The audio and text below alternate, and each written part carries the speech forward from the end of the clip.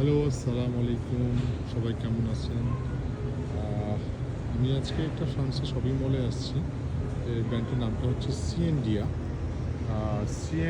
বলে এটাকে, বাট বাংলাদেশে এটা কাজ অনেক চলে। আমিও যখন বাংলাদেশে ছিলাম এ ধরনের কাজ আমিও করছি।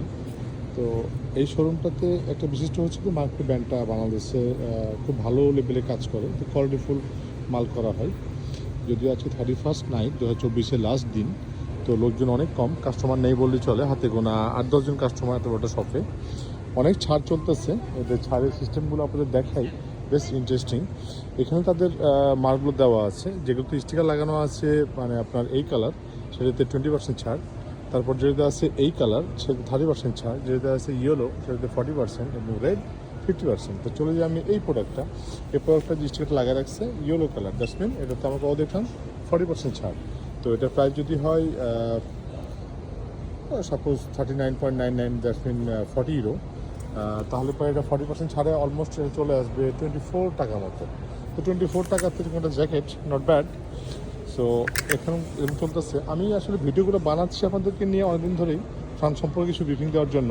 আমি আগামীতে কিছু গুরুত্বপূর্ণ ভিডিও বানাবো, যেগুলো হয়তো বা যারা নতুন ফ্রান্সে আসতেছেন এবং যারা ফ্রান্সে আসতে চাচ্ছেন, আসার পরে কি করবেন, আসার প্রসিডিউরটা কী, এবং কী ওয়েতে সহজে আসতে পারবেন, কী ওয়েতে ভিসা পাবেন, এগুলো নিয়ে আমি সামনে কাজ করব, যাতে আমাদের হেল্প হয়, মানুষগুলো আসতে পারে। আমার অভিজ্ঞতা থেকে কথাগুলো বলবো। আমি কোনো উকিল না বা কোনো অ্যাডভাইজার না, বা দীর্ঘদিন ফ্রান্সে থাকার কারণে আমি ফ্রান্স সম্পর্কে অনেক কিছু বুঝতে পারছি।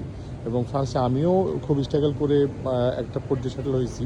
আমিও পার্মানেন্ট কাগজ পেয়েছি, কার্যসূচি পেয়েছি, 10 ইয়ার্সের পাসপোর্ট, রেড পাসপোর্ট উঠিয়েছি। সব কিছু মিলে ভালো আছে, একটা ভালো জব করতেছি। সো আপনাদের সাথে শেয়ারগুলো করতে পারলে আপনাদের উপকার হবে। কারণ আমরা বাঙালিরা বা যেটা মনে করি যে আসেন না ভাই, আসলে পারে মরে যাবেন, অনেক কষ্টের লাইফ। হ্যাঁ, কষ্ট সবখানেই আছে, স্ট্রাগল সবখানেই করতে হবে, কিন্তু আপনাদের ফ্রান্সে আসলে পরে লাইফটা একটু বেটার থাকবে।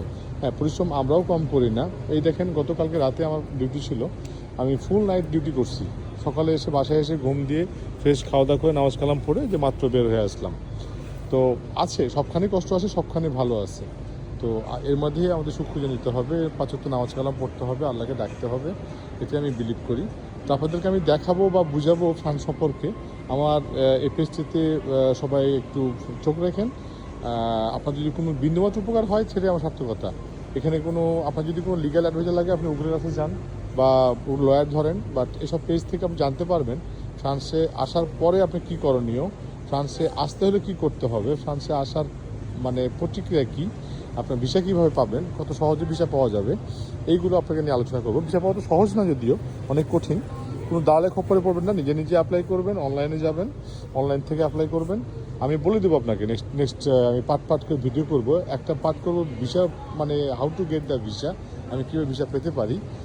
তারপরে পার্টগুলো করবো ফ্রান্স যদি ভিসা পান, তারপর আপনি কীভাবে আসবেন, আপনি সরাসরি ফ্রান্সে আসবেন না ইউরোপের অন্য একটা দেশে আসবেন। তারপরে আরেকটি ভিডিও করব, মানে এই ধরনের কিছু অনেকগুলো ভিডিও আমি আপনাদের সামনে একের পর এক তুলে দিব। তো আপনারা বুঝতে পারবেন যে আসলে ফ্রান্সের লাইফ স্টাইলটা কী বা কী করণীয়। সবাই ভালো থাকবেন। আর আমার কথা একটাই, সবাই সবার জন্য দোয়া করবেন। দোয়াটা অনেক বড় একটা জিনিস। হয়তোবা আপনার কারো কথা মনে পড়লো এই মুহূর্তে, হয়তোবা আপনার তার দোয়ার প্রয়োজন, আপনি তার জন্য দোয়া করুন। হোক না সে শত্রু, দোয়া করতে কোনো সমস্যা নেই। তো আল্লাহ তো দেখতেছে কে আমার শত্রু, কে আমার মিত্র। আমরা সবাই সবার জন্য দোয়া করি, এটি আমি বিলিভ করি। সবাই ভালো থাকবেন, সুস্থ থাকবেন। আসসালামু আলাইকুম।